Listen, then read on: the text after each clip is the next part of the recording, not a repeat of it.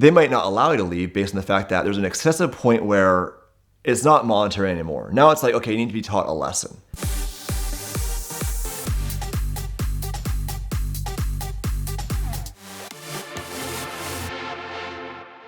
I've been scared before doing road trips and rallies, but I've never been this scared.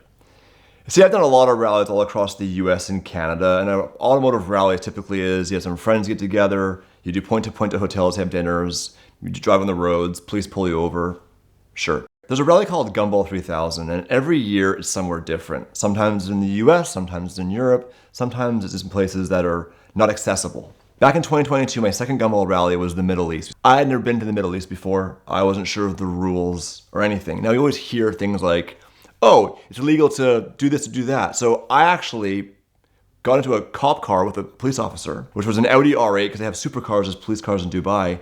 And I thought, I'm gonna debunk these myths. Before we get started and things get crazy, I wanna understand the rules of engagement.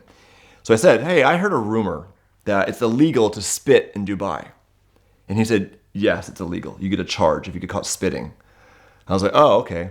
Now, good news is I don't really spit, so I'm pretty much safe. But then I said, well, I also heard a rumor that it's illegal to swear. That can't be true. Yes, it's illegal to swear. If somebody hears it and they're offended, you can get a charge.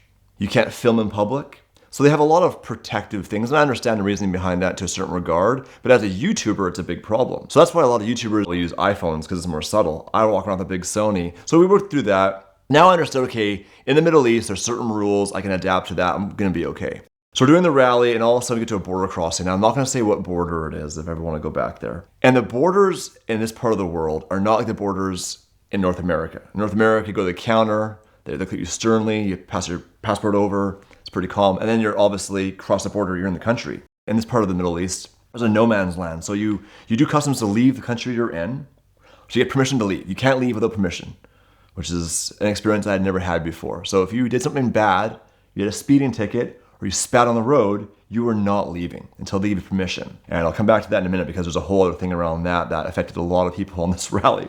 So we get to the border to leave, and I didn't know there was two borders. So I'm going through, get the passport, we had carnets and paperwork, and it's this big process. Gumball handles it. Get through there, and all of a sudden there's a section, it's about 2 miles, it's called no man's land. And it is not the country you're left, or not the country you're going to, it's neither. You're stuck there. To go back to the country you came from, you have to process customs again. Same for the next border. So that's odd, it's concerning, but not too worried about it. I get to the next border, and that's where things get really bad. There's about 80 cars, and one of the cars decided to film their customs experience. They hold the camera out the window. I'm like, I'm gonna film all this. This is great content. Well, a border guard saw that and got a little upset. He doesn't speak English, and he's in full military uniform. And it's an intimidating experience when things are good. So every car gets pulled to secondary. So we're behind the allotment of cars. We're in secondary, which is basically a dirt parking lot in a hut. You go inside, and they're all lined up, and they have a stack of passports this tall. And they're screaming. I think that was a Russian gentleman on the rally, then the border guard in his native language. They're yelling at each other. And I'm sitting there with my business partner, Damon, being like, this doesn't seem like something I want to do anymore. So we had the idea to not give them our passports, because we were at the back of the line, we saw the stacks. We thought, what if we leave, go back out and change border crossings? So we leave because there's different windows.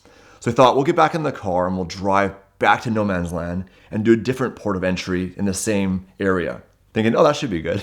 So we get back in our car with our passports, we quietly drive, go back to no man's land, do a different border entry, and for some reason it worked. So we get through the border, they're all stuck there for literally 8 hours trying to figure out what's gonna happen. One gentleman had a very special Bugatti with no paperwork. He was not welcome to the country. A few gentlemen had right-hand drive cars, which are not allowed in this country, so they were denied access. Fortunately, we made it through. Now, when we got into this new country, we were told that you can enjoy yourself and you're not going to get speeding tickets.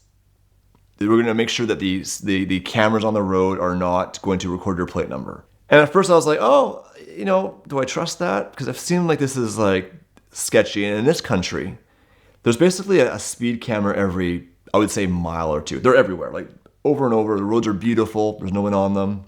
And so we're driving and all of a sudden it's like you see the flash. You go, okay. And then flash. Next thing you know, it's 2 days later, and there must have been 200 flashes, maybe more. And now it's time to leave. So basically did a loop in this country and came back, and now we're back at the same border again. And this is where they scan your license plate and tell you what you owe before you can leave, because you cannot leave this country without paying your fines. It's actually brilliant. So we're at this border entry, and I'm wondering, like, what would it cost? Like, if I had 200 tickets, what's the average ticket here? And someone told me about $300 or $400. So I got a calculator and I realized that we might owe $80,000 to leave the country. Or they might not allow you to leave based on the fact that there's an excessive point where it's not monetary anymore. Now it's like, okay, you need to be taught a lesson. And several YouTubers have been taught a lesson. In fact, recently a YouTuber went to the Philippines, made some awful videos, and is now in prison for that. So obviously a different situation, but my fear now is, well, what if I can't leave this country? I don't speak the local language. I don't know how I get a lawyer. So we're at the border, and then before we get a chance to even have that conversation, they say we want to scan your vehicle. And I didn't know what that meant. So they literally have this thing you drive into, and it x-rays you in the car and the car at the same time. And it looks like it's from the Soviet times. It's this big, basically iron tube you drive into. They scan you. So I have all these things that are making me nervous and more nervous. And then we get to the actual border, and lo and behold, you guys are good to go. But that truly is the adventure of Gumball, is you can drive your car 3,000 miles, and it's about the car and the experience. And eventually that's going to get old. You're going to drive the car, get used to the car, take that car and put it somewhere it doesn't belong.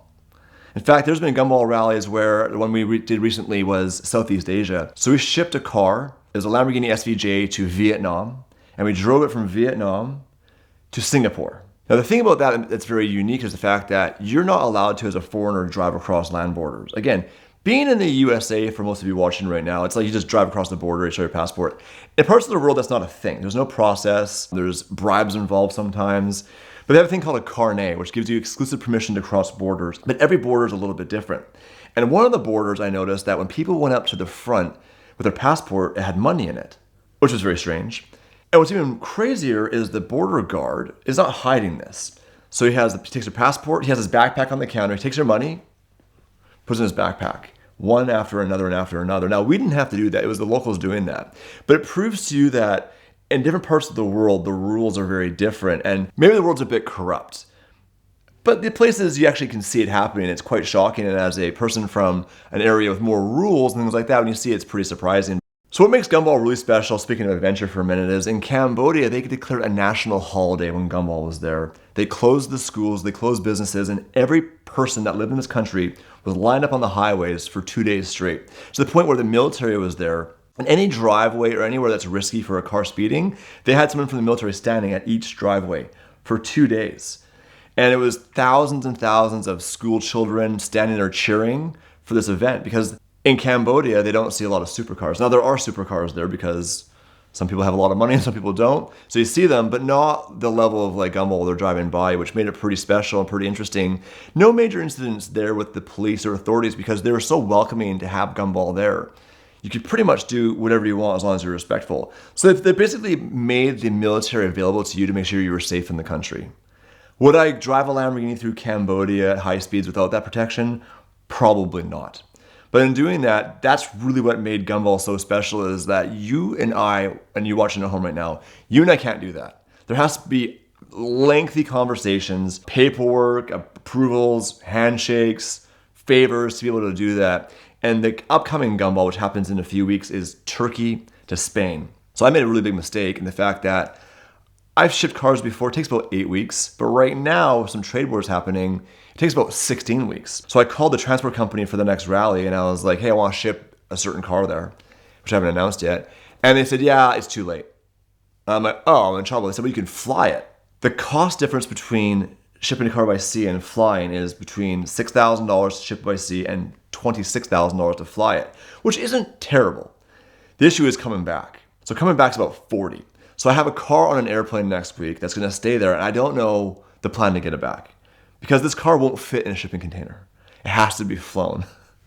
So the car might end up pursuing its life in a different country. For the last 20 years or so, I've been working with Premier Financial Services for my own exotic car needs, but also sending friends and clients when I was a car dealer to Premier Financial Services because their simple lease is truly the most powerful tool in the world of exotic car financing. We love it because we get all the great things about leasing, like low upfronts, better tax treatment for business owners, lower sales taxes, but we also retain all the great things about a traditional finance arrangement, like the ability to accumulate equity, trade in and out whenever you want, and always know where your payoff stands because they give you an amortization table with every single lease. And Premier's been a supporter of VINwiki here for the last 8 years, and we love them for that, but truly because the customer support of the Premier Financial Services team is unmatched. And now that they're backed and wholly owned by First Financial Bank, that gives them even more buying power for their portfolio of the most significant and valuable collector and exotic cars in the world. It's also allowing them to create new and more interesting finance options and programs for their clients and giving them much more buying power, which is what everybody is looking for as they go on the search for their dream car. So check out Premier Financial Services right now at the link in the description below to thank them for their support of VINwiki and know that they'll be the perfect supporter of your journey to own your dream car.